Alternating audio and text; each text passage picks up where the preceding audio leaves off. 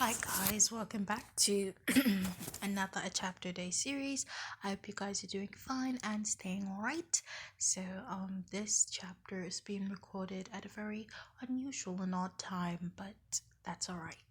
Okay, so I hope you guys are doing fine. We are 2 chapters away from finishing the book of Judges. Hooray! And I'm so happy and grateful for God for giving us, more grace and more strength and discipline to keep on reading and to understand what the word is saying. So previously on Judges, we talked about Micah and the Danites. So Micah is just this dude that stole his mother's money, and then he went to return the mother's money, and the mother was proud that her son stole her money and returned it back to her. Let that just sink in. And then the mother's like, okay, let's use that money to make idols. And Micah's like, such a great idea. Then all of a sudden Micah forms, quote unquote, the tribe of Micah in Israel, and he wants all Israelites to worship idols. But the Israelites are like, we have no king, so everybody is going to leave by their own opinions. You can't force us to worship idols. But guess what? Half of the Israelites still go ahead to worship idols and be part of the tribe of Micah. And the Danites are like, wow, these people are a little bit, bullish. So they come in and they act like they want to worship the tribes and be part of, not the tribes, the idols, and be part of the tribe of Micah. But truthfully, they just want to take control of Israel and be their king. That's it. But the Israelites don't know that. So today we're reading Judges chapter 19, and it talks about Judges chapter 19 is 30 verses. I've not said that part. And it talks about the Levites and the concubine and the journey to her death. I said that in such a weird manner. So the Levite and a concubine and the journey to her death. So there was this Levite who had a concubine, and a concubine is a woman who has a relationship with a man of a higher status. She's not married to the man. So the Levite and the concubine, they're out here going on this beautiful journey. Then all of a sudden, the Levite and the concubine go to a new land, and the Benjamites, the land of Benjamin, and the Benjamites, come out and they're like, what is this Levite doing? Because the Benjamites have beef with the Israelites. So they take the concubine and they kill the concubine outside. They rape and kill the concubine outside, which just gave me shivers down my spines because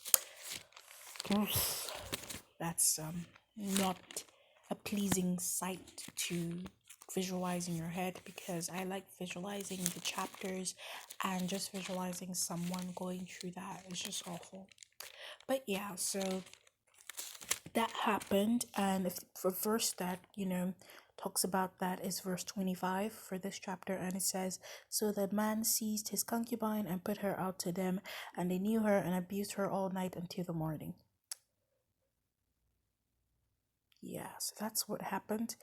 And after that, the master rose up in the morning and opened the doors and saw the concubine lying at the floor. So he took her to Israel, and guess what he did?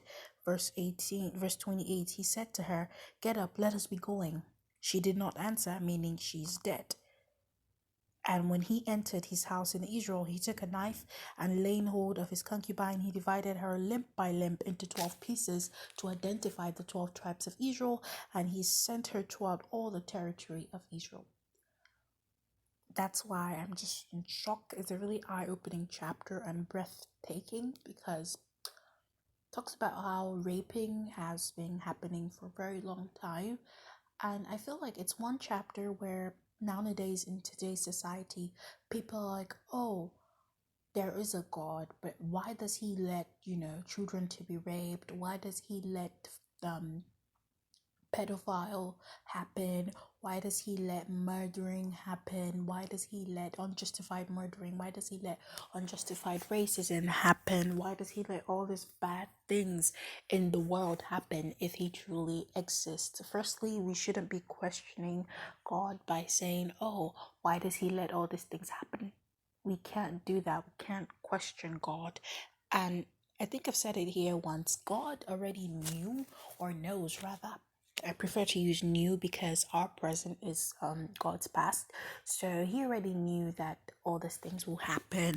And he lets them happen because he did not say, when you come on this earth, I will give you invincibility from troubles. In the Bible, it does say, as Christians, we will go through trouble and we will face tribulations, and there'll be nasty things happening in the world because guess what? We're on earth.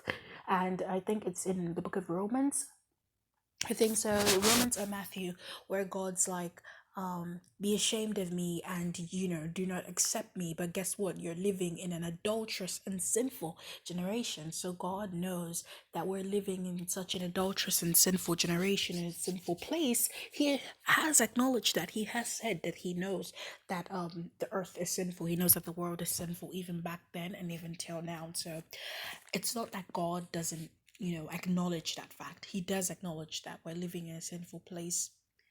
Doesn't that answer your questions? I guess.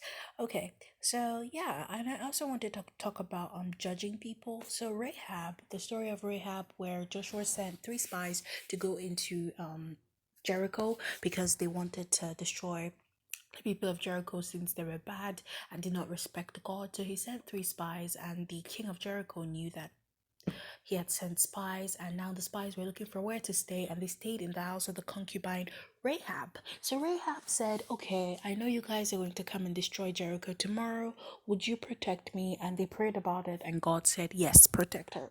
And then they did that. So Rahab was a concubine, but yet God still protected her. God still helped her even in her sin. That's why I really like that. That's why it was eye-opening for me in this verse, because I feel in today's society we think that we have too much sin to go into God's presence, but sincerely the only unforgivable sin is when you speak blemish against God and when you mock God. That is the one sin that is unforgivable. In the Bible it does say, come to me as you are. God says, come to me as you are in your sin and your iniquity, for I will accept you.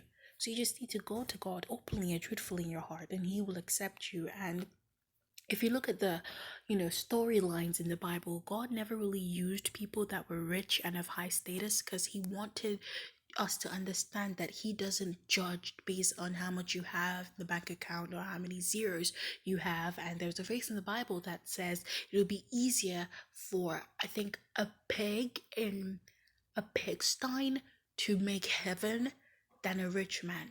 So it really just talks about how wealth does not simply equals eternal savior or its eternal happiness per se. So yeah, that's basically what I saw from this chapter, and I pray God gives us more grace not to be judgeful and to understand that we're all sinners and we are not perfect.